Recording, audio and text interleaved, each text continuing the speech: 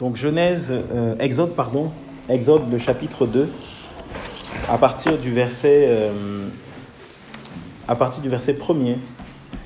Et vraiment nous voulons vraiment nous laisser conduire par le Seigneur, nous voulons vraiment nous laisser diriger par le Seigneur. Et pendant qu'on chantait tout à l'heure qu'il est souverain, la pensée qui me venait, c'est que, et ma prière c'était: Seigneur, voilà, tu nous as humiliés, dans le sens où, comme je disais à ceux qui étaient là au début, en fait, les gens de ce monde, en tout cas l'église physique, pensent que l'église s'arrête à un bâtiment. Amen. Aujourd'hui, quand on voit, les gens marchent dans la rue, ils voient des cathédrales, ils voient voilà, des bâtiments, en tout cas, ou une salle où il y a une affiche avec le nom, voilà, une dénomination, on se dit: ah, c'est ça l'église. Amen. En fait, l'église, ce n'est pas le bâtiment, l'église, c'est toi et moi. Amen. C'est vraiment important de saisir que l'église, ce n'est pas un bâtiment, l'église, c'est toi et moi. Et l'église du Seigneur, comme elle est invisible, forcément, elle est mobile. Amen. Un bâtiment, c'est fixe.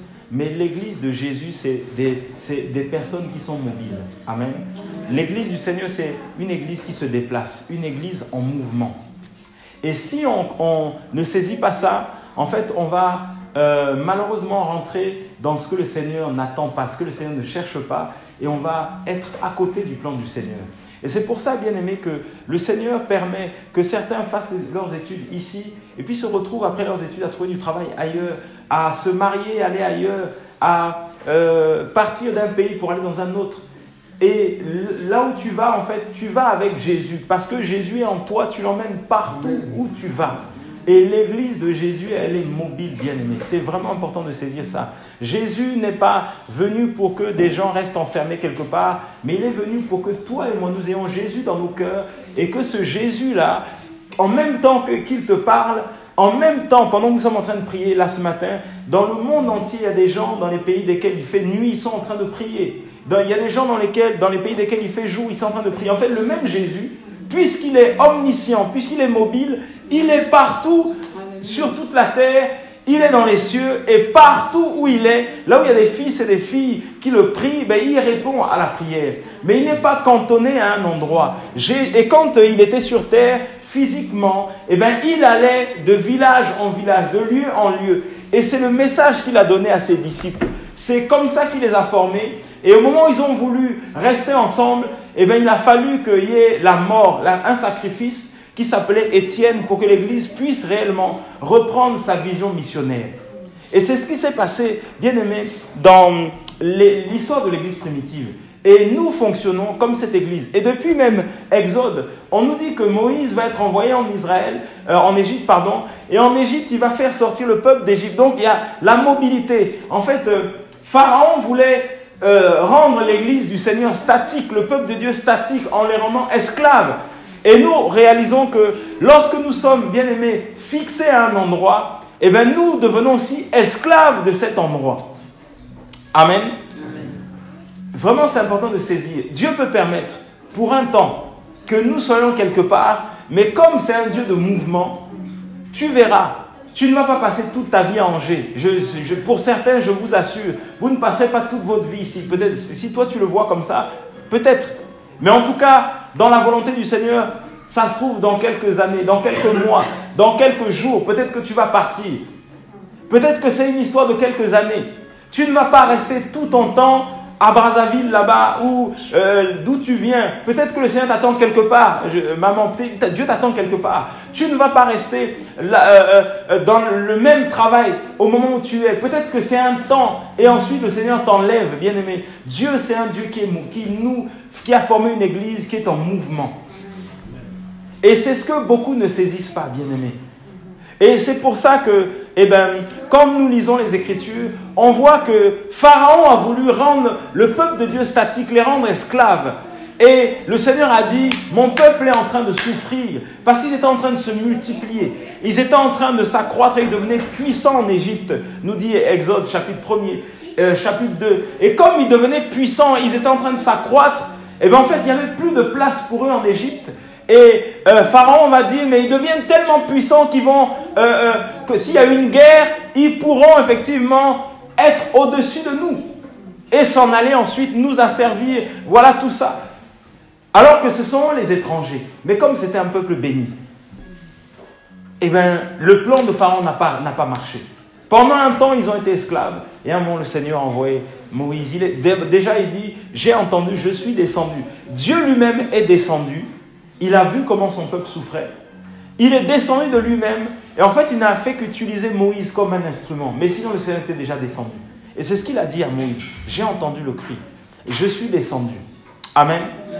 Et c'est pour ça, bien aimés, que nous saisissons que le Seigneur nous met dans une situation où, eh bien, il nous a dépouillés. Il t'a dépouillé, il m'a dépouillé. Le Seigneur a enlevé, bien aimé, il enlève les choses auxquelles on s'attache. Il enlève les choses auxquelles, voilà, les choses qui deviennent un confort, mais qui t'empêchent, toi, de rentrer dans le plan du Seigneur. C'est ça, en fait. Hein. En fait, Dieu n'enlève pas les choses pour les enlever. Quand il enlève quelque chose dans ta vie, c'est parce que cette chose-là empêche le plan de Jésus de se réaliser. Amen. Si Jésus restait plus jusqu'à 40 ans sur terre, eh bien le Seigneur voyait en fait comment les disciples devenaient idolâtres. Comment les disciples devenaient pas idolâtres de Dieu, mais ils devenaient idolâtres de l'homme qui pourvoyait à leurs besoins. Ils voyaient les miracles, les signes, ben ils n'avaient plus à aller pêcher pour avoir à manger. Le Seigneur disait allez là-bas et directement sans effort, Pierre va là-bas, il prend le poisson, il y avait une drachme dedans et il va payer les impôts. Il dit avancez en pleine eau. Ils y vont, ils pêchent, ils demandent aux voisins de venir les aider. Ils manquent à manger, ils disent à ce jeune homme emmène-nous tes 5 pains et tes 2 poissons, Jésus multiplie. Et donc ils étaient tellement habitués à voir la facilité que le Seigneur dit c'est pour un temps, tant que l'époux, est avec ses amis, il n'y a pas de jeûne, il n'y a pas d'adversité. Mais quand l'époux va partir, c'est là que le jeûne et prière va démarrer. C'est là que l'adversité, les combats vont démarrer. Tant que Jésus était là, les disciples étaient au chaud, ils étaient au frais, du maître. Ils dormaient là où le maître allait, ils mangeaient là où quand le maître était invité, toute la clique venait derrière et ils mangeaient aux frais du maître parce qu'on l'invitait. Amen. Mais quand le maître est parti, chacun pour soi, chacun devait veiller à ce que les autres aient aussi à manger. Et comme le maître avait enseigné ça, ce qui fait que ceux qui en avaient beaucoup, eh bien, ils savaient que le maître, lui, il en a beaucoup, eh bien, il distribuait aussi aux autres parce qu'il se disait le maître, quand il en avait, il donnait à tout le monde. Donc toi aussi, quand tu en as, donne aussi aux autres qui n'en ont pas. Et cette mentalité-là, cette restauration de la vie, de la vision de la vie, la pensée du Seigneur est rentrée dans le cœur des disciples et ils ont commencé à avoir une autre vision de ce qu'est l'Église. Ceux qui étaient des peureux ont commencé à affronter la mort. D'Étienne, lorsqu'on le lapidait, bien aimé, il n'avait pas peur de la mort. Il disait, je vois le Fils, debout à la droite de Dieu. La mort n'avait plus d'effet sur un Étienne. La mort n'avait plus d'effet sur un Paul. Quand il parle aux anciens d'Éphèse, il dit, je vais à Jérusalem, je ne sais pas ce qui m'y attend. Mais je sais une chose, que des tribulations m'attendent là-bas. Il sait qu'il y a le danger, mais il va quand même. Parce que leur cœur, avait été travaillé par le Seigneur. Mais Jésus, physiquement, n'était plus là. Amen. Parce qu'il avait travaillé dans leur cœur, travaillé dans leur vie, bien aimé. Il avait enlevé ce que le monde voulait, ancrer dans leur vie. Et il voulait qu'ils puissent simplement regarder le Seigneur. Et quand Étienne va être lapidé, l'Église a commencé à bouger. L'Église a commencé à aller de lieu en lieu. Ils ont repris la mission du Maître. Amen. Ils ont repris la vision du maître, la vision initiale. Ils ont repris la vision de Genèse quand le Seigneur dit, à son serviteur Abraham, je ferai de toi une source de bénédiction pour toutes les nations. Ils ont repris la vision originelle, l'alliance d'Abraham, d'Isaac et de Jacob. Le Seigneur n'oublie pas ses enfants. Le Seigneur n'oublie pas ses fils et ses filles. L'alliance que le Seigneur, la parole, la promesse que le Seigneur a donnée, même si ça faisait des milliers d'années, bien aimés, cette parole devait s'accomplir. Et elle s'est réalisée dans ta vie et dans ma vie, parce que nous étions ces nations qui ne sont pas de sang juif, qui n'ont pas de sang israélite. Et nous avons, bien aimés, reçu cette parole que ces hommes-là ont prêchée. Cette parole est arrivée jusqu'au Congo, jusqu'en France, jusqu'en Grèce, jusqu'aux États-Unis, jusqu'en Asie, parce que ces hommes-là ont accepté de bouger. Amen, c'est pour ça. Elle est arrivée jusqu'au Ghana, elle est arrivée jusqu'en Côte d'Ivoire, jusqu'en RDC, elle est arrivée jusqu'au Gabon, parce que ces hommes-là ont accepté un jour de bouger.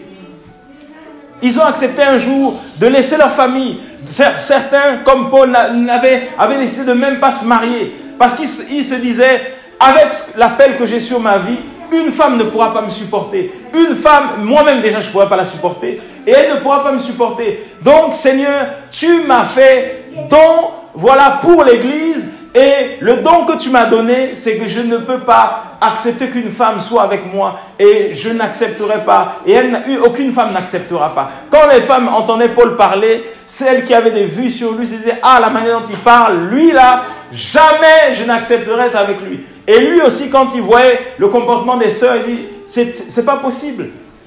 Et le Seigneur avait enlevé ce sentiment-là, avait enlevé ce désir. Et voilà, un homme appelé du Seigneur qui allait de lieu en lieu. Il sacrifiait des années pour enseigner, parler, voilà, corriger, encadrer, voilà, former et laisser l'Église du Seigneur avec l'enseignement. Parce que, bien aimé, il avait saisi une chose, c'est que le Seigneur, son Église, elle est en mouvement. Amen. Et il avait saisi une chose qui est magnifique, c'est qu'avec Jésus, bien aimé, tout est possible. C'est ce que Paul avait saisi, c'est ce que les disciples avaient saisi. Ils avaient compris en fait que même si on nous annonce la mort depuis Abraham, on lui annonce que va sacrifier ton fils. Mais il avait dans son cœur la pensée que celui qui me l'a donné, à cet âge que j'ai, cet âge avancé, il est tout à fait capable de le ressusciter. Parce que physiquement, voilà, même en ce temps-là, il savait qu'à un certain âge, je ne peux plus avoir d'enfant. Mais Dieu a donné cet enfant à Abraham et Sarah. Et Abraham a compris que s'il me l'a donné à cet âge-là, l'âge où ma femme n'a même plus la possibilité d'avoir un enfant, selon les traditions humaines. Mais il lui a donné un enfant. S'il me demande de le sacrifier, c'est qu'il est tout à fait capable de le ressusciter. Amen. Vous imaginez? Quand Abraham voit cela, donc des gens comme Paul, comme ils étaient enseignés selon toutes ces saintes écritures, ils comprenaient une chose, qu'avec Dieu, tout est possible. Amen. Quand il leur arrivait quelque chose, ils se disaient, si Dieu a permis, parce que nous le craignons, tout est possible. Et quand ils avaient péché, ils demandaient pardon au Seigneur, ils s'humiliaient, ils s'inclinaient, parce qu'ils savaient qu'avec le Seigneur, tout est possible. Il suffit simplement de s'humilier. À celui qui croit, tout est possible. Et Exode 2, on nous dit, le verset 1er, Exode 2, le verset 1er, on nous dit, un homme, voilà, de Lévi. Donc la tribu de Lévi, c'était la tribu des hommes et des femmes des hommes plutôt, lévites, voilà, qui servaient le Seigneur, voilà, dans différentes fonctions, voilà, au niveau du tabernacle. Donc on nous dit, un homme de la maison de Lévi, voilà, Exode 2 à partir du verset 1er, s'en alla et prit une fille de Lévi. Donc il allait prendre une fille de sa tribu. Cette femme conçut et enfanta un fils. Voyant qu'il était beau, elle le cacha pendant 3 mois. Mais ne pouvant le tenir caché plus longtemps, elle prit une arche de jonc et l'enduisit de bitume et de pois, mit l'enfant dedans et le posa parmi les roseaux sur le bord du fleuve. Et la sœur de cet enfant se tenait loin pour savoir ce qui lui arriverait. La fille de Pharaon descendit à la rivière pour se baigner, et ses servantes se promenaient sur le bord de la rivière. Ayant vu le coffret au milieu des roseaux, elle envoya une de ses servantes pour le prendre. Et l'ayant ouvert, elle vit l'enfant, et voici l'enfant pleurait. Elle en fut touchée de compassion et dit, « C'est un des enfants de ces Hébreux. » Alors la sœur de l'enfant dit à la fille de Pharaon, « Irai-je appeler une femme d'entre les Hébreux qui allait ? Et elle allaitera cet enfant. Irai-je appeler une femme d'entre les Hébreux qui allait ? Et elle t'allaitera cet enfant. » La fille de Pharaon lui répondit, « Va. » Et la jeune fille s'en alla et appela la mère de l'enfant. Et la fille de Pharaon lui dit, « Emporte cet enfant et allaite-le-moi. Je te donnerai ton salaire. » Et la femme prit l'enfant et l'allaita. Quand l'enfant fut devenu grand, elle l'emmena à la fille de Pharaon. Il fut pour elle comme un fils. Elle lui donna le nom de Moïse, parce que, dit-elle, je l'ai tiré des eaux. Amen. Voilà. Donc ça, c'est l'histoire de Moïse. Si vous reprenez à partir du verset du chapitre 1er, vous pourrez lire ça à la maison. Donc Exode 2, on a dit du verset 1er jusqu'au verset 10. Voilà. Et on a aussi Exode chapitre 1 pour mieux comprendre. C'est à partir du verset 8 jusqu'au verset 22. Voilà. On nous explique déjà, à partir du chapitre 1er, on nous explique effectivement que Pharaon, voilà, ce nouveau roi d'Égypte qui n'avait pas connu Joseph, eh ben, il a vu comment le peuple d'Israël était en train de se multiplier. Et il a décidé d'assujettir, de rendre esclave le peuple d'Israël. Et il avait décidé, il dit à 2 sages-femmes, il leur dit, lorsque ces femmes-là, hébreux, vont donner naissance à un fils, voilà, vous ferez tout pour que cet enfant-là, vous puissiez le jeter, voilà, à l'eau, si on peut le lire. Et il dit, par contre, si c'est une fille, vous la laisserez. Et c'est à partir, voilà, du verset 16. Il leur dit, donc, on dit, verset 15, le roi d'Égypte parla aussi aux sages-femmes des Hébreux, nommées l'une Shifra et l'autre Pua. Il leur dit, quand vous accoucherez les femmes des Hébreux, que vous les verrez sur les sièges, si c'est un fils, mettez-le à mort. Non, c'était tuez-le. Voilà, vous le mettez à mort. Et il dit, si c'est une fille, qu'elle vive. Mais les sages-femmes craignirent Dieu et ne firent pas ce que le roi d'Égypte leur avait dit, car elles laissèrent vivre les fils. Voilà. Elles ont décidé de laisser vivre les fils. Alors que lui, il avait dit, il faut mettez les fils à mort. Parce que nous voyons que ce peuple est en train de grandir et ce sont les hommes dont on a peur parce que s'il y a la guerre, s'il y a le combat, c'est les hommes qui vont se lever. Les femmes, nous ne les craignons pas. Mais les hommes, quand ils vont se lever, puisqu'en ce temps-là, les soldats étaient des hommes, ceux qui allaient à la guerre, c'était des hommes, voilà, et bien, le pharaon va dire, tuez tous les fils de sexe masculin, les enfants de sexe masculin. Par contre, les filles, laissez-les. Ce qu'il oubliait, c'est que s'il laissait les filles également, forcément elles allaient, même si elles se mettaient avec un Égyptien, le sang juif allait couler et des garçons allaient naître. Amen. Mais Jésus est tellement bon que le Seigneur va faire que ces 2 femmes bien-aimées, que le pharaon pensait avoir de son côté, elles étaient du côté du Seigneur. C'est ce qui est merveilleux. Et malgré qu'elles savaient que leur vie était en danger, elles n'ont pas regardé à leur vie. Elles n'ont pas craint la mort, mais elles se sont dit, nous craignons Dieu et tous les fils qui vont naître, ils vivront. Amen. Et à chaque fois, voilà qu'il y avait un fils qui naissait, et bien le fils, on le laissait. Et elles sont allées voir Pharaon pour lui dire, quand il leur dit, mais pourquoi vous laissez ces fils vivre? Et elles disent, lorsque nous on arrive, ces femmes hébreux ne sont pas comme nous. Amen. Voilà, la race de ceux qui marchent avec le Seigneur, c'est une race de personnes qui sont différentes parce que le Seigneur leur donne de la vigueur. Voilà, l'accouchement des femmes égyptiennes, il fallait qu'elles soient assistées. Mais ces femmes-là, juives et israélites hébreux, avant même qu'on arrive, l'enfant est déjà là.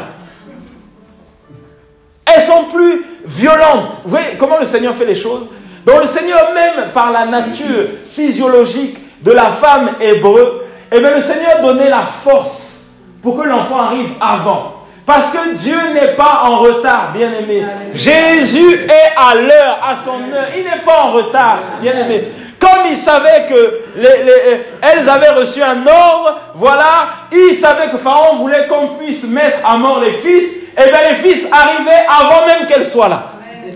On les appelait, on disait, Pua, viens, parce que là-bas, il y a, je ne sais pas comment elle s'appelle là, qui est en train d'accoucher. Fais vite, on appelle, le mari appelle. Et avant que la sage-femme arrive, l'enfant est déjà là. Oh, mais c'est un fils, oui, c'est un fils. Par contre, quand c'était des filles, eh bien la sage-femme avait le temps d'arriver. Dieu n'est pas en retard, bien-aimé. Il est à l'heure. Dans ta vie, dans ma vie, bien-aimé, le Seigneur n'a pas de retard. Et comme le Seigneur voyait l'adversité qui arrivait, eh bien il surprend effectivement Pharaon et tous ceux qui marchaient avec lui. Il va choisir 2 femmes qui craignaient le Seigneur.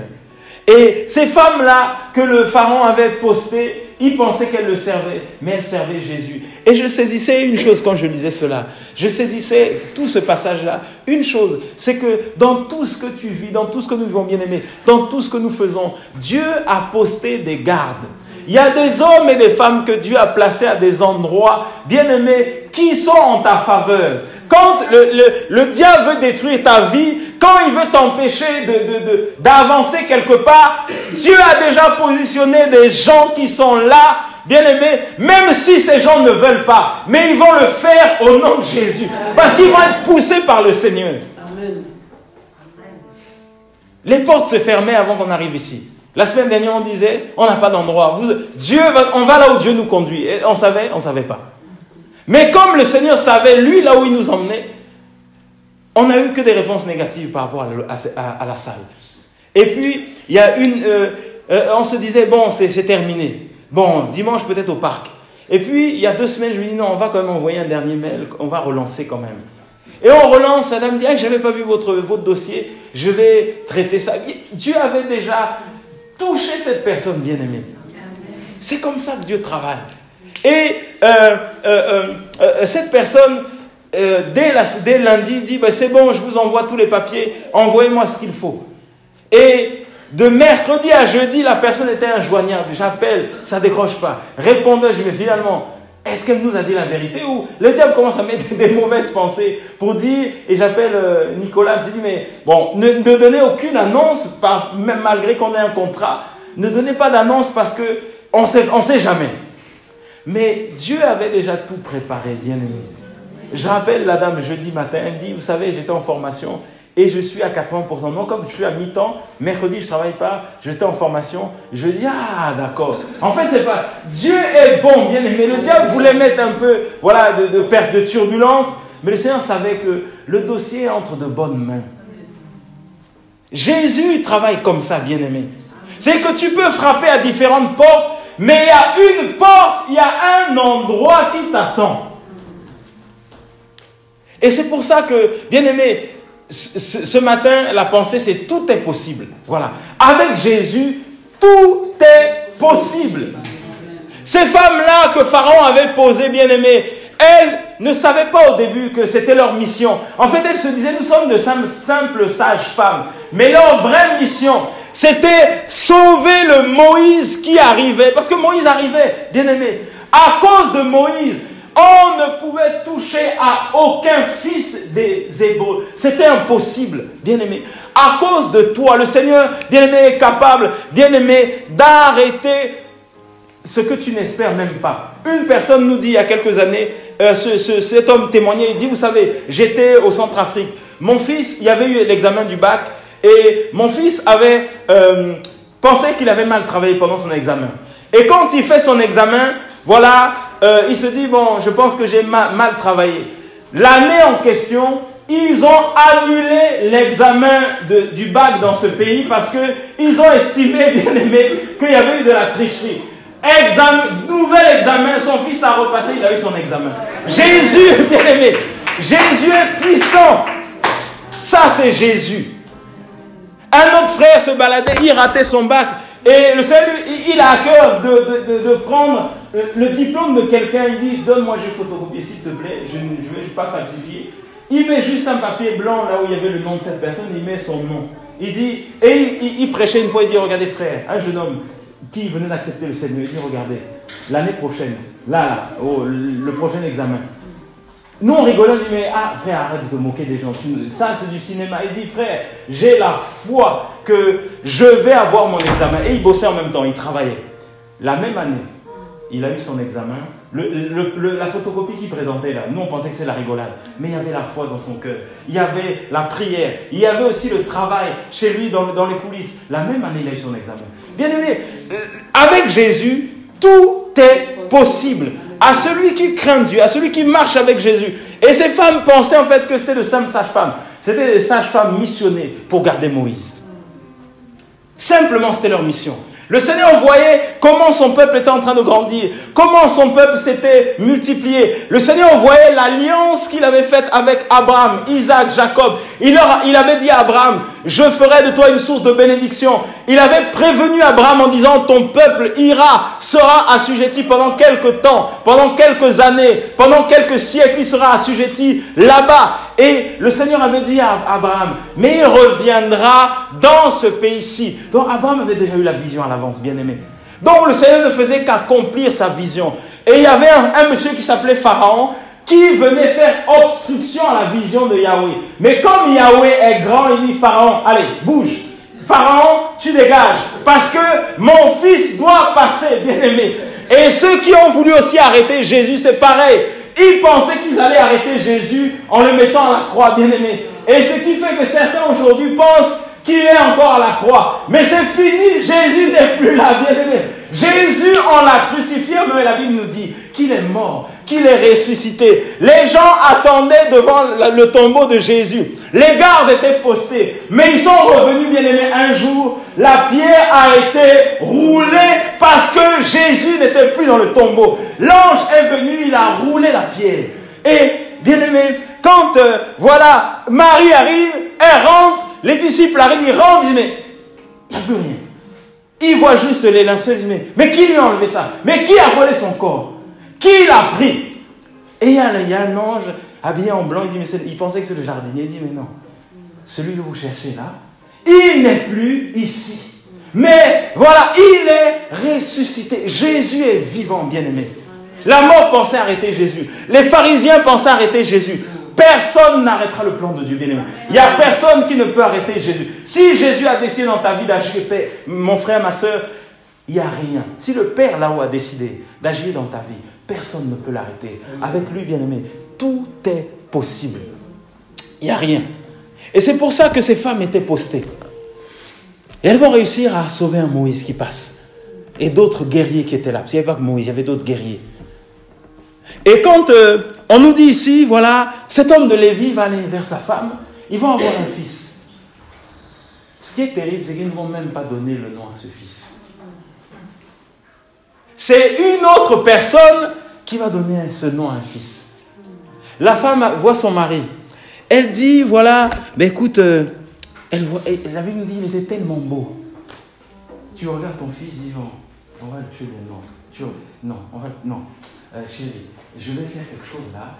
On va faire, voilà, un panier. On va mettre... Ouais, et ce qui est merveilleux, c'est que, vous voyez, quand il y a l'adversité, le Seigneur est capable de donner aux gens la créativité. C'est terrible, hein? Les choses que les gens ne savent pas faire, quand Dieu est dans la terre, il va commencer à te donner des idées, à te donner des plans, à te donner les choses qu'il faut pour que tu réussisses. Cette femme a commencé à réfléchir, se dit, bon, dans l'eau, sur l'eau, quelle matière peut être étanche? Bon, elle va prendre du bitume, elle va faire, voilà, un panier avec le papyrus, ou on nous dit ici le jonc. Et en fait, cette plante, effectivement, quand vous regardez la Constitution, cette plante, effectivement, elle était utilisée pour faire les bateaux. Elle était utilisée, le papyrus, pour faire aussi le papier. Et en fait, quand elle est sèche, cette plante, eh bien, elle permet l'isolation. Elle permet que ça flotte. Et donc, ils vont aussi prendre le poids et le bitume, ils vont mettre dedans. Et comme vous lisez également Genèse, l'arche de Noé. On nous dit si c'était une arche. Là aussi, c'était une arche. Et l'arche, quand vous regardez, quand vous lisez cette version-là de la BJC, l'arche, c'est l'image de Jésus. L'arche, c'est le refuge. Quand il y a eu, bien aimé, voilà le déluge, les animaux et Noé et sa famille, ils étaient où? Dans l'arche. Notre arche s'appelle Jésus. Bien aimé, Moïse était entre les mains du Maître. Personne ne pouvait toucher Moïse et personne ne pouvait toucher les fils des Hébreux. Parce qu'ils étaient sous la main de Yahweh. Et Moïse était enfermé, bien aimé, dans cette arche. Bien comme il faut. Comme Noé et sa famille, bien comme il faut dans l'arche. Et la même constitution, les poids que Noé avait utilisés, ici aussi on nous parle des poids. Donc tout était isolé, tout était hermétiquement fermé. Et la maman, avec sécurité, sur le Nil, bien aimé, il y a des crocodiles, hein, il y a ce qu'il faut là-bas. Il y a tout ce qu'il faut. Mais la maman, sécurisée par le Seigneur, s'est dit, personne va, si mon fils est vivant jusqu'aujourd'hui, c'est que personne ne peut toucher mon fils. Donc je vais le déposer sur le Nil et je vais observer qu'est-ce qui se passe. La maman dépose son fils, voilà, le panier est en train de flotter. Et au même moment, bien aimé, Jésus n'est pas en retard. Il envoie au même moment la fille de Pharaon qui arrive aussi. Et ces servantes voient, c'est même pas elle qui avait, c'est les servantes. Elles voient, voilà, un panier ensemble. Elles disent, mais allez regarder un peu ce qu'il y a dedans. Elles ouvrent un beau bébé qui était dedans. Et ce qui est merveilleux, c'est qu'elle savait que ce n'était pas un fils égyptien. Elle dit, c'est certainement le fils d'une femme hébreu. Certainement. Donc elle avait compris, elle aussi, que celui-là, les parents, on savait qu'il allait mourir. Mais ils l'ont mis sur l'eau pour que quelqu'un puisse le récupérer. Et sachant que c'était un hébreu, elle prend l'enfant et se dit, je vais m'en occuper. Un deuxième agent de Jésus. Pharaon décide qu'on tue les fils des Hébreux, mais dans sa propre maison, il avait un agent de Dieu lui-même. Et c'est sa propre fille. C'est terrible, bien aimé. Lui, il veut détruire, mais il dit, attends, je vais te confondre. Je vais prendre ta propre fille qui va te combattre parce qu'elle va me servir. J'ai une servante qui s'appelle ta fille. Dans le secret. Pharaon ne savait même pas, bien aimé. Pharaon, vous imaginez un père qui ne sait même pas que sa fille est enceinte. Sa fille débarque avec un bébé. Mais depuis quand tu... Mais papa, j'ai un enfant. Oh, mais je t'ai jamais vu avec... mais depuis quand tu as un enfant? Zéro question. Il dit, ah d'accord, voilà c'est mon fils. Ah d'accord, il s'appelle comment? Il s'appelle Moïse. D'accord, donc ça c'est mon petit-fils. Oui, c'est ton petit-fils. La servante était dans le temple, dans la maison, dans le palais. Et vous imaginez un enfant d'Hébreu qui n'a aucun sang royal devient fils du roi. Il a été élevé selon la sagesse égyptienne. On lui a appris tout ce qui était des Égyptiens. On l'a habillé comme un prince. Quand Moïse se déplaçait, bien aimé, on voyait un prince qui se déplaçait. Mais sa mère de lui dire, hey, c'est mon fils. Son père dit, c'est mon fils. Mais c'est pareil, c'est le mien. C'est pareil, tais-toi. Quand les frères et sœurs de Moïse marchaient, celle qui avait emmené la petite là, elle dit, c'est mon grand frère. Mais elle ne peut pas lui dire. Quand elle dit, sa mère dit, tais-toi. Parce que si tu dis là, on va te chercher des problèmes. Amen. Donc les parents étaient fiers, bien aimés. Ils ont saisi ce jour-là. Ils regardaient et dit, mais Yahweh, tu es tellement grand. Regarde notre pauvreté, regarde notre simplicité. Mais là, nous avons un fils qui est prince. Moïse lui-même ne savait même pas que c'était ses parents. Et ce qui est l'humour du Seigneur, c'est que vous voyez, à partir de là, on ne parle plus des parents de Moïse. C'est fini. C'est la seule fois qu'on parle des parents de Moïse. Après, c'est terminé. Et on voit vraiment, bien aimé, que le Seigneur, quand il y a une action qui se passe, quand il y a une œuvre qui se passe, quand il y a quelque chose dans ta vie que le Seigneur veut accomplir, bien aimé, il va mettre des gens qu'il va utiliser. Et c'est ça qui est merveilleux avec Jésus. Vous voyez, cette femme, les deux sages-femmes, encore, voilà, la fille de Pharaon, celui-même qui voulait détruire les fils des Hébreux, dans sa propre maison, il y a une servante. Et ce qui est terrible encore, c'est que cette femme va dire, il faut que je trouve quelqu'un qui va allaiter cet enfant. Et là, la sœur de Moïse arrive. Bon, madame, j'ai quelqu'un qui va pouvoir l'allaiter. D'accord, je vais chercher une femme. Et c'est la propre mère qui va allaiter son propre fils. Ça, Dieu nous aime, bien-aimés. Dieu nous aime. Le Seigneur ne pouvait pas permettre que cet enfant naisse avec, je ne sais pas si c'est le lait, voilà, que nous avons dans les biberons, là, le lait qu'on achète dans les supermarchés. Peut-être que ça n'existait même pas. Vous imaginez un enfant qui grandit avec le lait d'une autre maman? Dieu est bon. Il dit, attends, je vais t'emmener vers ta propre mère et tu vas boire le lait de ta propre mère. Pas la mère de quelqu'un d'autre, ta propre mère. Et ce qui est terrible, c'est que la fille de Pharaon dit, je vais aussi te payer un salaire. Oh Jésus. En fait, elle a eu un travail. En fait, elle va sauver son fils. Dieu va lui donner un travail. Elle allaite son fils. Elle est payée pour allaiter son propre fils. Et donc quand elle rentre à la mini chérie, voilà le salaire. C'est le salaire de notre fils. Ah, petit comme il est, c'est déjà une bénédiction. Oui, c'est une bénédiction. Parce que peut-être qu'il galérait. Vous voyez comment le Seigneur agit. Moïse allait mourir. Il touche la fille, les deux sages-femmes. Il touche la fille de Pharaon. Il fait que s'il y avait la galère dans la maison, il dit, attendez, j'ai un travail pour vous. Vous voulez avoir de l'argent, avoir de quoi vivre, un salaire, mais pour avoir ce salaire, il faut que Pharaon décide qu'il y a la mort qui va arriver sur les jeunes hommes. Il faut que ces sages-femmes puissent protéger votre fils. Et ce qui est encore terrible, il faut que vous preniez votre fils, vous le mettiez dans un panier et jetez-le sur le Nil. Vous voulez avoir un salaire, le salaire va arriver comme ça. En fait, on sait, c'est bien aimé, que Jésus, quand il travaille dans ta vie, s'il te montre les voies par lesquelles tu vas passer, dis Seigneur, bon, franchement, je laisse tomber. Si, quand cet homme de Lévi priait avec sa femme, Seigneur, fais-nous grâce parce qu'on galère, on n'a pas d'argent pour nourrir cet enfant, fais-nous grâce. Tu vois, en plus, Pharaon est en train de nous chercher, fais-nous grâce. L'enfant va mourir, mais en plus, on n'a pas à manger. Vous voulez à manger? Ok. Prenez le fils, mettez-le sur le fleuve. Notre fils, sous le fleuve, mais il y a des crocodiles. Mettez-le parce que j'ai un plan. Mais Seigneur, qui va le récupérer? Mettez-le parce qu'il y a quelque chose qui va arriver. Mais qu'est-ce qui va arriver? Quand la maman a vu la fille de Pharaon, elle dit, des fois on doute, on se dit, Dieu n'agit pas. Si je n'avais pas mis mon fils dans ce panier, je me disais, il y a des crocodiles qui vont arriver, qui vont le manger. Il y a des animaux qui vont manger mon fils. Mais peut-être qu'il serait mort. Mais elle a été à l'écoute du Seigneur. Son mari dit, chérie, ne fais pas ça. Elle dit, laisse-moi faire. Et le mari a commencé à faire confiance à sa femme. Il dit, ok, Dieu t'a parlé, c'est bon, vas-y. Amen. Amen. Et en fait, le Seigneur avait un plan à faire, bien-aimé. La famille est bénie. Le fils en question est béni. Et le Seigneur montre par là que, bien-aimé, avec le Seigneur, puisque ce sont des hommes qui sont postés dans tous les endroits, et même nous sommes des instruments du Seigneur, même quelqu'un qui combat l'œuvre de Dieu, c'est aussi un instrument du Seigneur. C'est réel. Pharaon a été un instrument utilisé par Dieu pour montrer à Israël que Yahweh est vivant.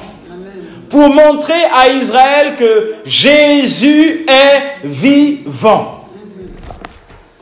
Vous savez, quand je lisais cela, je suis allé dans le livre d'Hébreux. Hébreux, on va lire ensemble, Hébreux 11, 23. Hébreux 11, le verset 23 à 37. On nous dit, donc Hébreux 11, 23 à 37.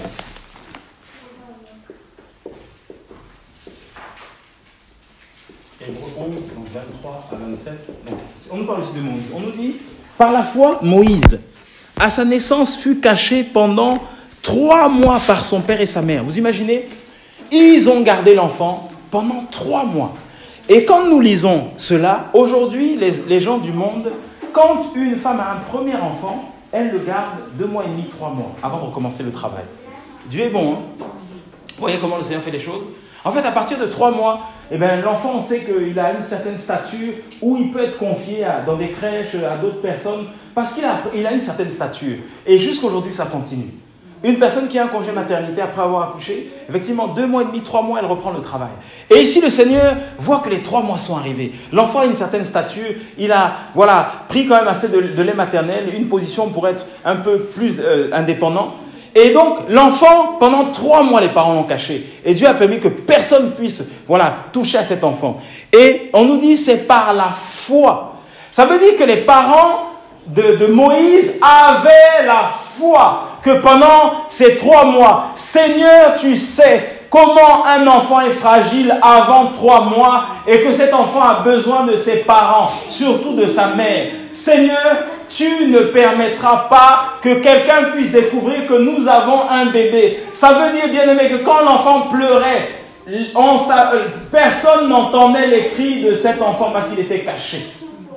Le Seigneur les avait mis dans un endroit, le Seigneur bouchait même les oreilles, bien-aimés, des gens qui passaient à côté de leur maison, ils avaient vu la femme de cet homme enceinte, mais lorsque l'enfant pleurait, personne n'a réussi à savoir que c'était un fils, et surtout personne n'a été les dénoncer. Personne n'a pu mettre la main sur cet enfant pendant ces 3 mois.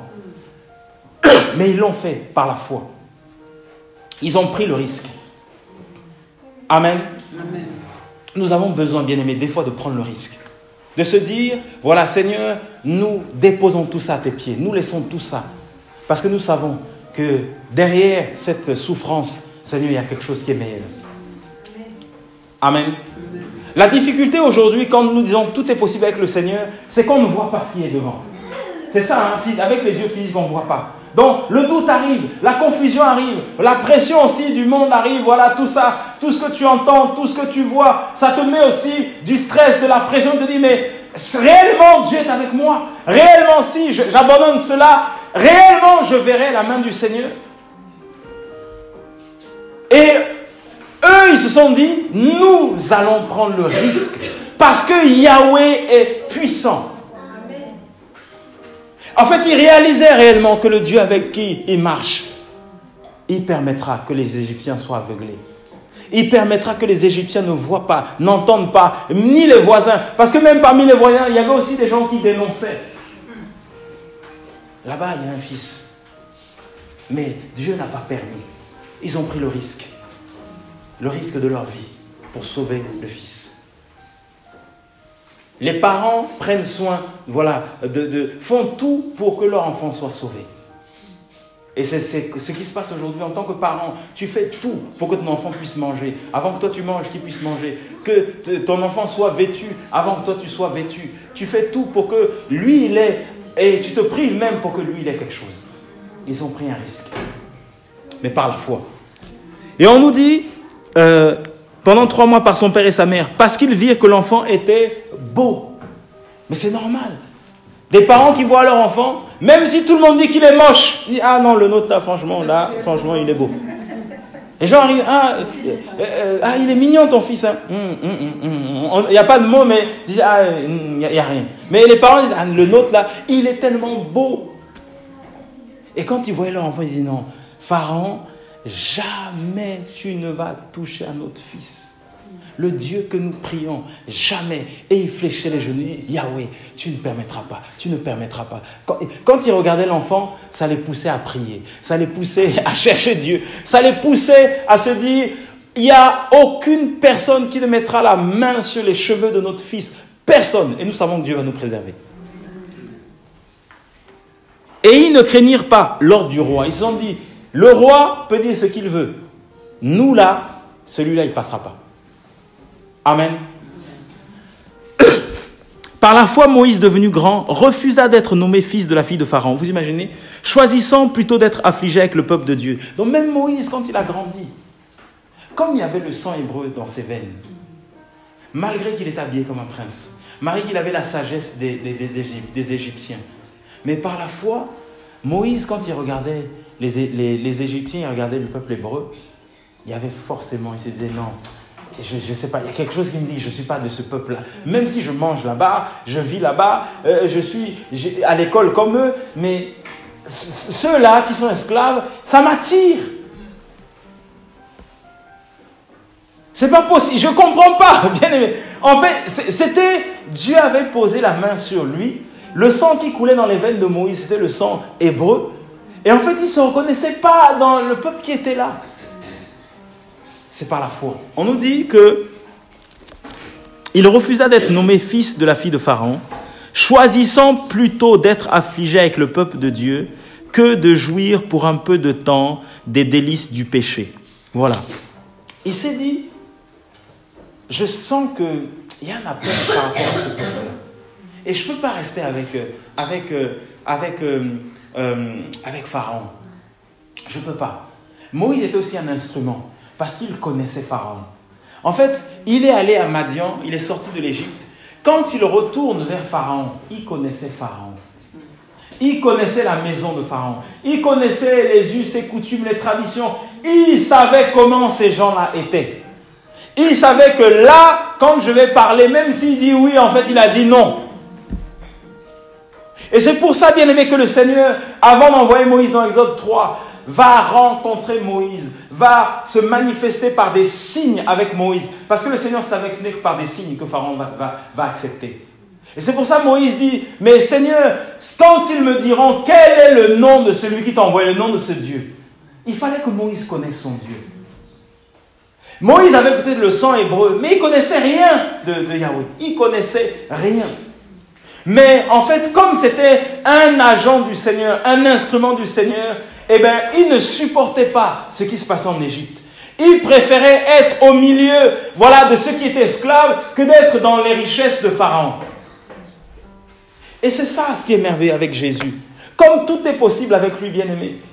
Des fois, le Seigneur permettra que, eh ben, tu refuses la souillure des choses de ce monde, des richesses de ce monde, pour aller demeurer dans une position peut-être d'humiliation à cause du nom du Seigneur.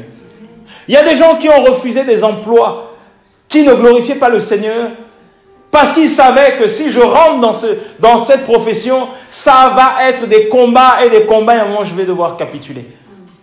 Et ils ont préféré leur situation dans une profession plus discrète, plus simple, parce qu'ils savaient que là-bas, si je mets ma tête, c'est compliqué. Et on a vu beaucoup de frères comme ça, qui étaient ici, qui galéraient, qui, voilà, par des connaissances et aussi par leurs compétences, obtiennent des postes dans certains pays. Quelques années après, vous entendez leur position, elle a totalement changé. Des gens qui travaillent avec des gouvernements, qui travaillent avec des autorités, et après cela, eh ben, ils ont totalement mis de côté leur intégrité. Et il y en a beaucoup comme ça. Vous entendez, voilà, il a acheté ceci, il a acheté cela, il a construit ceci, construit cela. En un rien de temps, les choses se passent. Et quand vous voyez leur vie, ben c'est des gens qui ont totalement changé. Au début, c'est la joie. On se dit, ah Seigneur, Dieu est bon, voilà, il a permis une rencontre, il a permis ceci, il a permis cela. Et au fur et à mesure qu'on avance, et ben on voit que certains sont totalement égarés. Parce que l'argent, ça attire. Parce que le pouvoir, ça attire. Parce que la richesse, ça attire. Parce que les autorités, l'élévation, ça attire. Si Dieu ne t'a pas mandaté pour ça, tu vas être aspiré parce que c'est... Ouais, il y a une force derrière là, ça vient de l'autre côté, ça va t'aspirer et on ne va plus te reconnaître.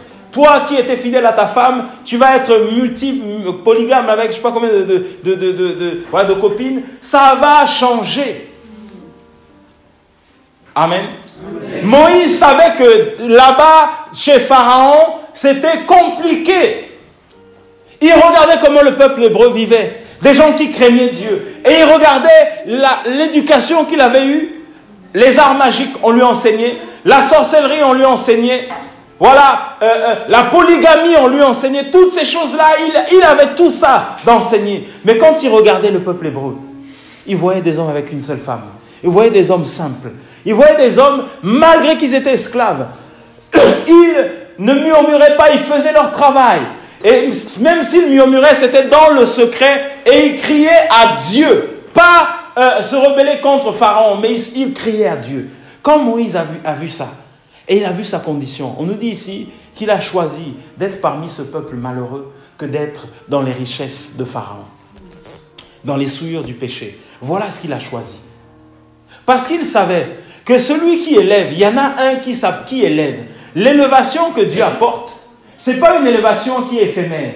Là, cette élévation du monde, elle est éphémère. Parce que tu vas te réjouir par rapport aux richesses. Mais quand ces richesses vont tomber, tu vas commencer à être dans la dépression. On voit des gens qui pensent que si ils ont un CDI, c'est la fin de la vie. Bien aimé, les entreprises aussi font faillite.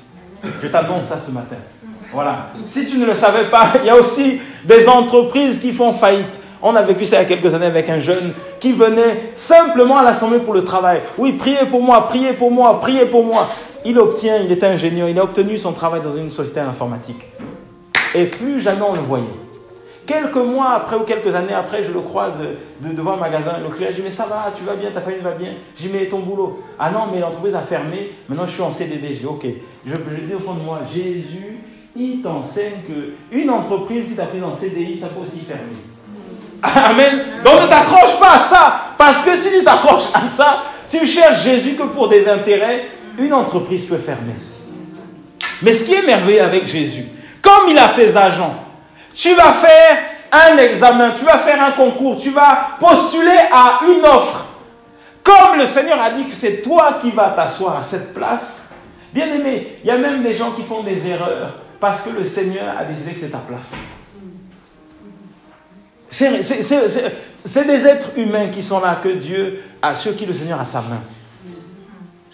Il y a des gens qui regardent, comme quelqu'un disait, le monsieur me dit, celui qui a postulé avant vous, il a plus de compétences que vous, mais je ne sais pas. Et quelque chose me convainc qu'il faut que je vous prenne vous. Ah bon? Vous êtes 2 sur ce poste, mais celui qui a postulé avant vous, là, il est expérimenté dans le travail, mais votre dossier, je ne sais pas, m'interpelle, il faut que je vous prenne vous. Une sœur qui témoigne. Elle dit, j'étais choqué. Elle dit, mais oui, mais c'est comme ça, Jésus.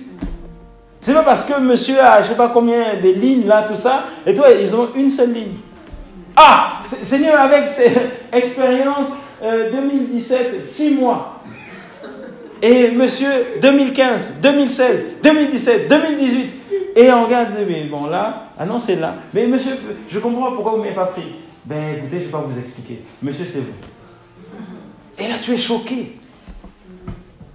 Comme on en parlait dans la voiture tout à l'heure avec ma femme. Bien aimé, on entend ces choses-là des fois, nous-mêmes, voilà, là où on travaille, des fois, on a ce discours.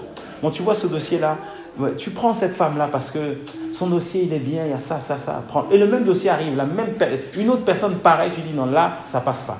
Et la personne dit, merci beaucoup, vraiment, pour ce que vous avez fait. Mais Dieu met ses agents. Derrière, peut-être c'est un chrétien qui prie, hein, qui intercède, qui dit, Seigneur, fais que ça passe. Et là, ton langage change, il dit, tu me fais passer cette personne-là. Par contre, l'autre, tu ne fais pas passer. Et pourtant, c'est les mêmes dossiers. Et pourtant, c'est pratiquement la même chose. Parce que Dieu, comme il dit dans Proverbe 21, la main du roi est dans le cœur du roi, pardon, est dans la main du Seigneur. C'est comme un fleuve. Il l'incline d'un côté et d'un autre. Le cœur du roi, c'est comme un... Vous avez déjà mis de l'eau dans votre main? Vous tournez à gauche, l'eau va à gauche. Tournez à droite, l'eau va. Donc, le cœur de celui qui pense qu'il a une position sur terre, ici, là, son cœur, c'est comme un fleuve, comme de l'eau. C'est-à-dire que l'eau, eh ben, elle suit l'inclinaison tout simplement. L'eau, si un fleuve va tout droit, vous faites une déviation à droite, le fleuve ira à droite. Ça va suivre. C'est comme ça.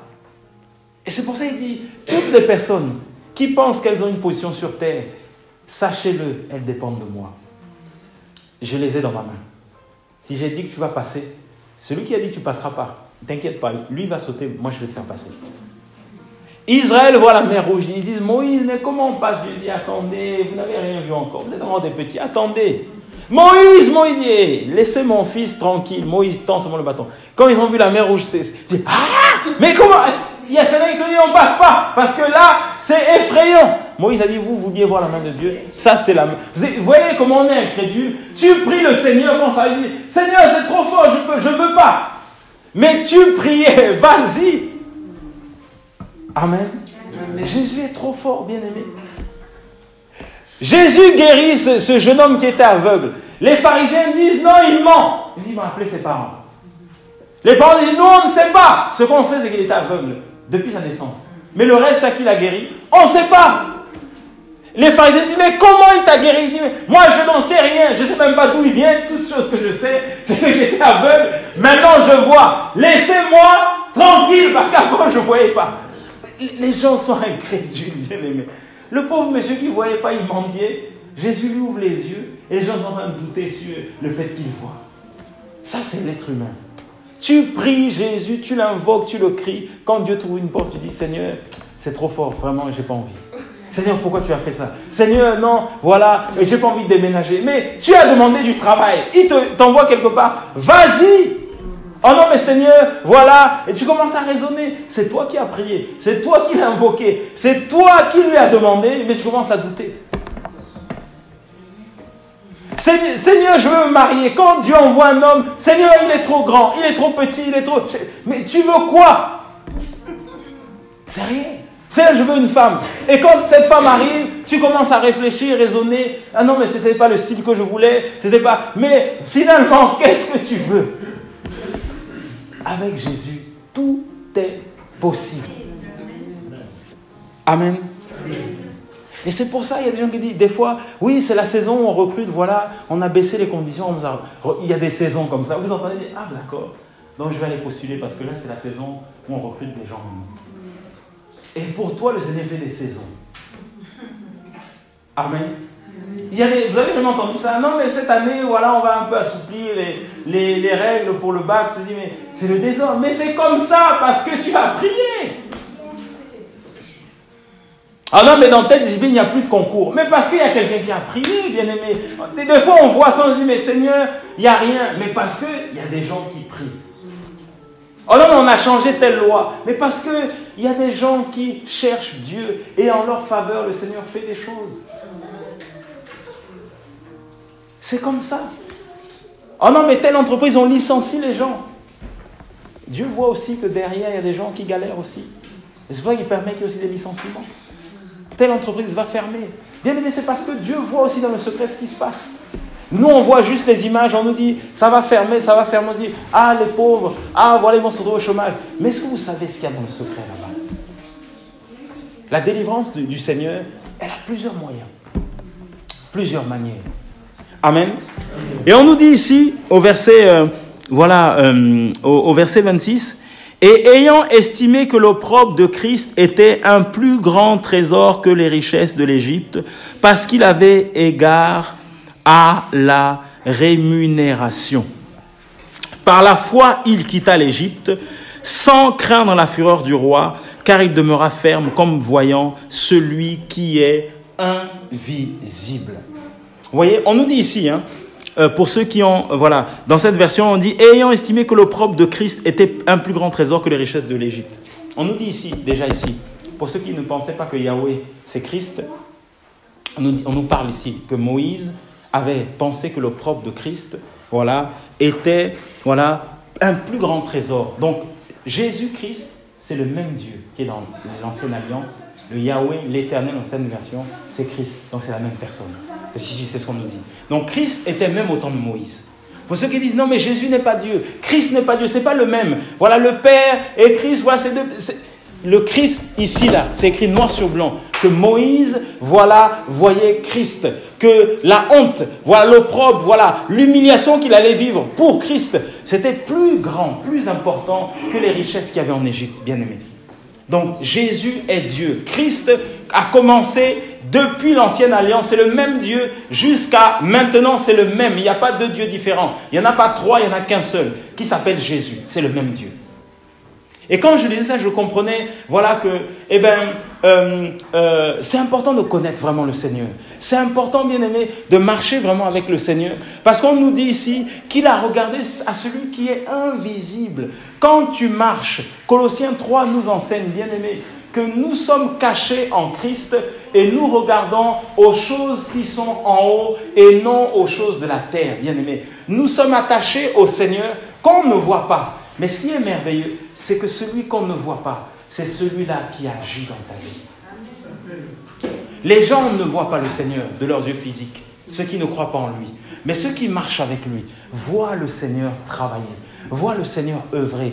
Et comme ils voient le Seigneur œuvrer, et quand ils lisent les Écritures, ils voient qu'une femme comme la maman de Moïse avait un fils qui allait mourir, et elle a fait, Dieu lui a donné vraiment les idées, la stratégie, lui a ouvert l'esprit et l'a guidé dans ses plans pour que cet enfant vive, bien aimé. Quand tu marches avec Jésus, tu pries le Seigneur, tu crains le Seigneur, je t'assure que des choses que tu n'étais même pas capable de faire, Dieu va te pousser à faire ces choses-là. Peut-être qu'elle n'avait jamais fait de panier avec cette matière, mais quand, bien aimé, quand il y a la mort qui arrive quelque part, quand il y a une situation qui te presse, bizarrement, tu arrives à faire des choses que tu n'arrivais pas. Il y a quelques années, quand il y a eu la guerre à Brazzaville en 97, on était surpris de voir une personne prendre, vous savez, les frigos, les congélateurs, les grands, ceux qui sont rectangulaires. Là. Une personne met ça sur son épaule et elle part avec ça parce qu'elle a volé quelque part. L'être humain, quand il est dans des situations vraiment où il y a la mort, il y a aussi l'excitation parce qu'il y a l'appât du gain, il est capable de faire des choses qu'il ne fait pas dans le temps habituel. Donc ici, là c'est des mauvais exemples, mais par la foi, cette femme a vu son fils bien-aimé qui allait mourir. Tout de suite, le Seigneur a commencé à lui ouvrir l'esprit. Elle a commencé à faire des choses qu'elle n'arrivait pas à faire. Vous voyez comment le Seigneur conduit les choses?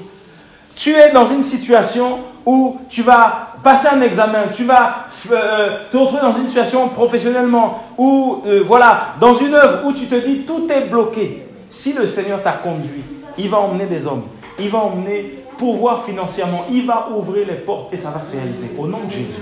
Quand Jésus est dans une affaire, tu vas être surpris des chiffres, des poids, des filles de Pharaon. Elles viendront Dieu va mettre des gens qui vont pourvoir. Il y avait l'argent, elle est venue soutenir avec son salaire.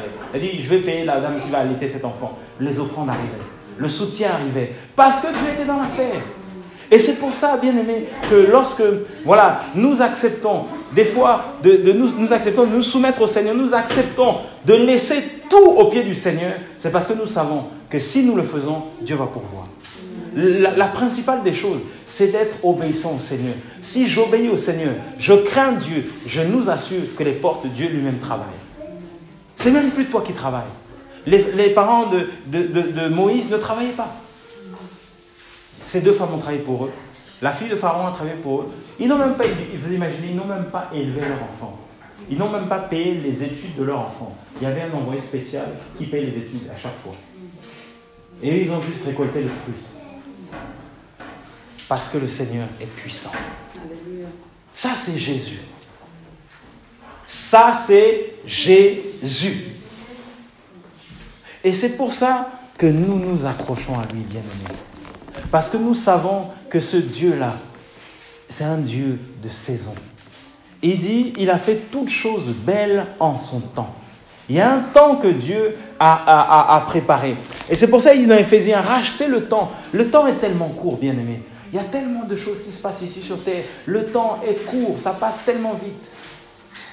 Et comme le temps passe tellement vite, eh bien, on est tellement des fois attaché aussi aux choses de la terre qu'on ne voit même pas le temps passer. Mais si tu laisses le Seigneur prendre soin de toi, si tu laisses le Seigneur te guider, te diriger, tu laisses le Seigneur te parler par rapport au temps, et tu utilises ton temps pour faire les choses que le Seigneur attend, tu verras la main du Seigneur. C'est pour ça qu'on ne s'attache pas à certaines choses, parce qu'on sait qu'elles sont pour un temps. On ne s'attache pas à un local, on ne s'attache pas, même si tu t'attaches à tes enfants, tu verras qu'à un moment, la maman qui est avec sa fille ou avec son fils, il va partir parce que lui aussi va faire sa vie. C'est vrai, hein? Et si tu t'attaches encore plus, comme c'est arrivé à certains, le père enlève la mère, ou il enlève le père, ou il enlève l'enfant qui retourne vers le Seigneur.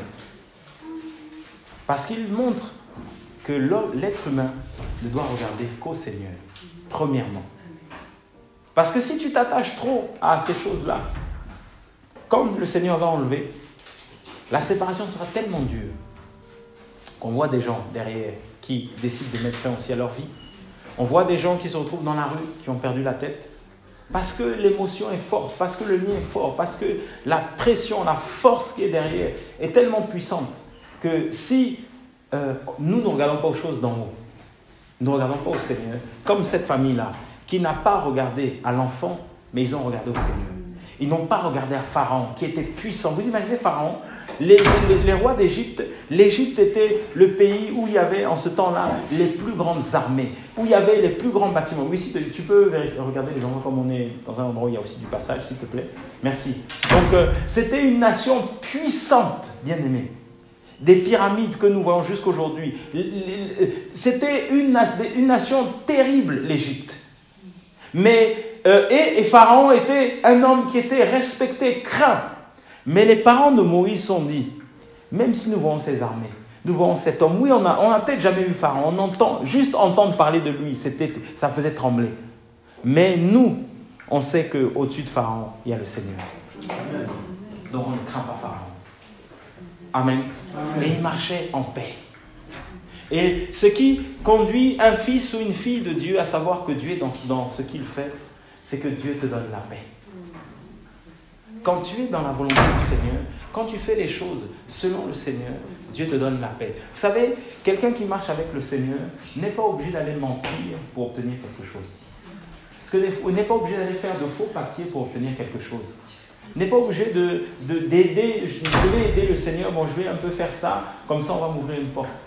Un enfant de Dieu, un véritable enfant de Dieu, ne fait pas des choses comme ça. Il n'a pas la possibilité de fléchir ses genoux. Et le Seigneur va lui-même faire. Et tu verras que le Seigneur va te pousser vers des gens. Même certaines personnes vont entendre parler de ta situation et il va agir. C'est pour ça qu'il a envoyé des anges aller à Sodome et Gomorrhe pour sortir d'abord Lot et sa famille. Parce qu'il savait qu'il allait détruire. Et c'est comme ça que des fois on reçoit des coups de fil, on reçoit des appels, on reçoit des gens qui te disent « Voilà, le Seigneur m'a parlé, tiens, je te fais tel virement, telle chose, voilà, je te fais ceci parce que je sais qu'il y a quelque chose qui ne va pas. » Et tu dis « Mais comment ça ?» Parce que Dieu a parlé. C'est terrible, hein? J'ai fait un songe sur toi, je te vois en train de pleurer, de crier, voilà. Ah oui, c'est vrai, je vis un moment difficile. Parce que Dieu parle. Ça, c'est le Seigneur. Et ça, c'est parce que tu regardes aux choses invisibles, à celui qui est invisible, à Yahweh. Et quand nous regardons à Yahweh, nous avons le tout est possible. Amen. Et c'est pour ça, que nous continuerons à le servir. Et c'est pour ça, bien-aimés, que nous avons accepté de laisser ce local-là, parce que nous savons que ce que le Seigneur est capable de faire, ça, c'est rien du tout. Ce que Dieu est capable de faire, si nous sommes fidèles à lui, ça, ce n'est rien. Ça, c'est juste les prémices de ce que le Seigneur est capable de faire. Sinon, c'est des petites choses. Et c'est pour ça que, dans nos vies, à tous, cherche à vraiment être dans la volonté du Seigneur. Si tu es dans sa volonté, effectivement, il y aura des combats. C'est ce qu'on vient de lire. Il y aura des combats. Tu devras prendre des risques. Tu devras prendre des décisions. Et c'est ça aussi un enfant de Dieu. Un enfant de Dieu, c'est quelqu'un qui prend des décisions. Jésus, lorsqu'il arrive quand il conduit les disciples, il fait des disciples des visionnaires. Jésus t'a fait, il m'a fait. Tu es là ici ce matin, sache que tu es un visionnaire. Ou tu es, je ne sais pas si on dit une visionnaire, je ne sais pas si ça se dit. Bon, une visionnaire, tant pis, ça ne se dit pas. Tu es un visionnaire, tu es une visionnaire. En fait, ne te minimise pas parce que tu as la vision du Seigneur. Et quand on est visionnaire, nous sommes des hommes et des femmes qui prenons des décisions. Le monde va t'enseigner, quand tu fais des questionnaires, il y a toujours oui, non, je ne sais pas. Avec le Seigneur, il dit que ton oui soit oui, que ton non soit non. Ce que n'y ajoute vient du diable, du malin. Donc il n'y a pas de je ne sais pas. Avec le Seigneur, il nous demande toujours de prendre position. Il demande toujours de prendre des décisions. Avec Jésus, c'est comme ça. Et il t'apprend par là la maturité. Moïse n'avait pas le choix de regarder son peuple et la maison de Pharaon. Mais il a choisi son peuple. Les parents n'avaient que deux choix. Soit ils laissaient Moïse qui allait mourir, soit ils prenaient Moïse et le mettaient à l'eau. Il n'y avait que deux choix. Et ils ont pris la décision de donner leur fils. Et quand ils l'ont donné, Dieu leur a montré qu'il était au-dessus du Nil, au-dessus des crocodiles, au-dessus de tout. Donc un enfant de Dieu, c'est quelqu'un qui prend des décisions. Donc si tu es quelqu'un qui a du mal à prendre des décisions, Jésus va t'aider à en prendre. Et il va même te pousser des fois à en prendre, comme on a vu, il y a la mort à côté, il dit bon là je suis obligé, je veux sauver mon fils, j'y vais. Et des fois c'est comme ça. Amen. Et si tu saisis ça, tu ne vas plus t'attacher à ton travail, tu ne vas plus t'attacher à certaines choses, tu vas comprendre que le Seigneur est capable de te dire, bon allez, comme il a fait avec Nebuchadnezzar, allez, on te fait une petite migration en forêt, là-bas avec les animaux, tu pensais que tu pouvais gérer les humains, tu vas gérer les animaux. Mais c'est bien parce que quand tu vas gérer les animaux, tu vas revenir, tu vas être un peu plus docile avec les hommes. Mais il faut aller gérer les lions, les ours, tout ça, la barbe aussi va pousser, les autres, tout ça va pousser, il n'y a plus de déodorant, des fois, il y a le désert. Amen. Il y a désert et désert. Et il y en a qui vivent ça. Que Jésus, bien-aimé, nous aide. Amen. Et vraiment, ce matin, c'était ce qu'on voulait vous partager. Dieu est tout puissant et tout est possible. Voilà. Accroche-toi à Jésus, accroche-toi au Seigneur et rappelle-toi ça, que tout est possible avec lui. Rappelle-toi qu'il a mis il y a des gens qui le servent. Partout où tu es, partout où tu vas, même dans les hôpitaux, quand tu vas faire des examens, il y a toujours un agent du Seigneur qui est là. Des agents du Seigneur. Pas un, on a vu qu'il y en a plusieurs. Il y en a toujours à différentes étapes. Partout où tu mets tes pieds, Dieu a déjà touché des gens qui vont travailler pour toi. Mais sache que ce n'est pas parce qu'il y a une adversité qu'il faut baisser les bras. C'est ça aussi le message du Seigneur. Comme tout est possible, ne baisse jamais les bras. Ne te dis pas, je ne vais jamais y arriver. Ne te dis pas, ça ne marchera pas. Ne te dis pas non plus, oui, mais c'est pas grave. Ça, c'est pas le langage, c'est pas évident. C'est pas le langage de ceux qui marchent avec Jésus. Et c'est pour ça que des fois les gens tombent dans le péché parce qu'ils se disent, bon, c'est pas grave, après je vais demander pardon. c'est pas grave, c'est pas le langage du Seigneur. Amen. Même à nos enfants, oui, mais papa, j'ai renversé, mais c'est pas grave. Non, tu as renversé, il y a quelque chose qu'il faut nettoyer, il faut arranger. Oui, c'est pas quelque chose d'extraordinaire, par contre, il faut quand même arranger. Parce que c'est pas grave, c'est aussi la légèreté dans ce que nous faisons. La légèreté vis-à-vis du péché, la légèreté dans tout ce que nous faisons. Dis oui, bon, je ferai ça demain, c'est pas grave. C'est pas grave, entre-temps, il y a des choses qui traînent. C'est pas grave, entre-temps, tu n'es pas en train d'avancer dans ta vie. Non, mais je ferai ce travail-là, je postulerai dans plusieurs années, c'est pas grave, pour l'instant, je perds mon temps. Il n'y a pas de temps à perdre. Amen. Amen. Tu as une vision du Seigneur, fonce par rapport à la vision que Dieu t'a donnée. Oh non, mais personne ne m'accompagne, c'est pas grave. Fonce, c'est tout, tu fonces. Amen. Dieu t'a mis à cœur, je sais pas moi, un diplôme, Dieu t'a mis à cœur, voilà, une vision, il t'a donné un fardeau même d'aller dans la rue, de parler au Seigneur. Oh non, mais comme il n'y a personne, bon, je laisse tomber, c'est pas grave. Fonce parce que Dieu t'a parlé. Amen. Et ne fais jamais les choses par rapport aux gens. Si les parents de Moïse attendaient du soutien, vous imaginez, personne ne venait les soutenir. Ils étaient qu'à 2. Moïse n'avait personne qui comprenait son langage. Vous imaginez sa position? Moïse était hébreu, élevé parmi les enfants de Pharaon, les Égyptiens. Il avait le sang hébreu qu'il ne savait pas, mais qu'il sentait. Il était dans une position entre le marteau et l'enclume. Il est une position bizarre. Mais il a choisi d'aller là où c'était plus dur. Parce que c'était sa nation. Amen. Amen. Et comme il avait le Seigneur, il a choisi la bonne part. Mais il ne s'est pas dit, mais comme il n'y a personne qui est avec moi, je reste là. Non. Il n'a pas regardé aux gens. Quand Dieu te donne une vision, n'attends pas que les gens viennent. Fais ce que le Seigneur t'a demandé. Si tu attends les gens, tu ne feras rien. Franchement, regardez les Écritures. Hein. Si tu attends des gens pour faire ce que Dieu t'a mis à cœur, tu ne feras rien. Tu n'avanceras pas. Quand Dieu donne une vision à une personne, sache-le, même si les gens ne sont pas avec toi, fonce, parce que Dieu t'a donné cette vision. Et c'est ce que Moïse a fait. Il était tout seul, il a foncé. Il a dit, je préfère aller à Madian, quitter l'Égypte, quitter les richesses de Pharaon, me retrouver avec des brebis, avec des animaux, ça sent mauvais, me retrouver dans le désert, voilà. Mais au lieu d'être dans des parfums, voilà, le Nil avec tout ça, les huiles essentielles, tout ça, c'est beau tout ça, les habits royaux, moi je préfère aller dans le désert avec les animaux. Ça m'intéresse. Parce que Dieu m'attend là-bas et parce que c'est ma place, tout simplement. Voilà. Et quelques années après, Dieu a élevé cet homme. De fils de Lévi, qui était serviteur, sacrificateur, ses enfants, cette tribu, il est devenu prophète. Donc la pensée du Seigneur, la lignée des Lévites s'est réalisée également. Parce que les Lévites étaient des serviteurs, Moïse était un serviteur. Mais pour arriver à diriger toute une nation, il fallait qu'il passe par les eaux, la maison de Pharaon, les insultes, voilà, le mépris. Parce qu'on lui a dit, mais qui es-tu pour nous juger? Toi qui es prince, pourquoi tu viens, tu te prends pour qui? Il a accepté tout ça et ensuite il a fui dans le désert. Voilà, pour en arriver à diriger un peuple. C'est pas facile, hein? Mais il faut accepter ça. Que Jésus soit béni, que le Seigneur soit élevé en tout cas. Voilà, on va se lever, on va le glorifier, on va le bénir, on va célébrer en tout cas pour tout ce qu'il fait. Et nous croyons vraiment que Dieu nous emmène quelque part. Par rapport à ta vie, Dieu t'emmène quelque part. Par rapport à ma vie, Dieu t'emmène quelque part. Par rapport à son œuvre, Dieu est en train de faire quelque chose. Et crois simplement que tout est possible avec lui et laisse-le travailler. Seigneur, sois béni. Merci parce que tu es bon.